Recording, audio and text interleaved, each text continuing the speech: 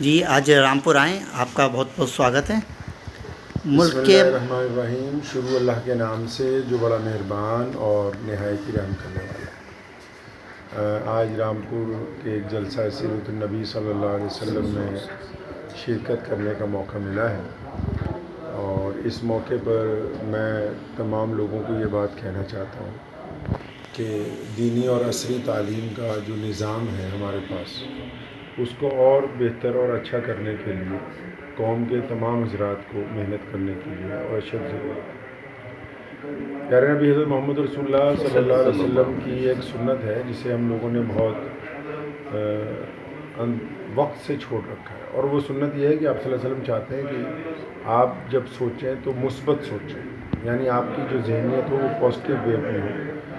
آپ جب بھی سوچیں تو اچھا سوچیں۔ بدترین حالات میں بھی اچھا سوچنے کا جو فن ہے وہ نبی علیہ الصلوۃ والسلام نے دنیا بھر کے انسانوں کو دیا۔ اور ہماری بدقسمتی یہ ہے کہ ہم لوگ آپس کے معاملات ہوں یا دینی معاملات ہوں، سیاسی ہوں، معاشرتی ہوں، تو نیگیٹیوٹی بہت سوچتے ہیں۔ تو اگر آپ پازیٹیو ویو میں جائیں گے تو میں سمجھتا ہوں اس کا سماجی طور پر بھی فائدہ ہوگا، دینی طور پر بھی، تعلیمی طور پر بھی، روحانی طور پر بھی، جسمانی طور پر بھی۔ تو میری بڑی گزارش ہے آپ تمام حضرات سے، خاص کر رامپور میں ماشاءاللہ سارے ہی ذی فہم لوگ رہتے ہیں، دانشور بھی رہتے ہیں، بڑے بڑے علماء حضرات بھی ہیں۔ تو جو سوچ ہے، نظریہ ہے، اس کو ضرور پازیٹیو کریں، مثبت کریں، تاکہ اس کا فائدہ جو ہے وہ آپ کو بھی ہو اور آپ کے آس پاس رہنے والے۔ اچھا، ملک کے موجودہ حالات کے سلسلے میں نوجوانوں کو کیا کرنا چاہیے جب چاروں طرف سے مسلمانوں کو گھیرا جا رہا ہے؟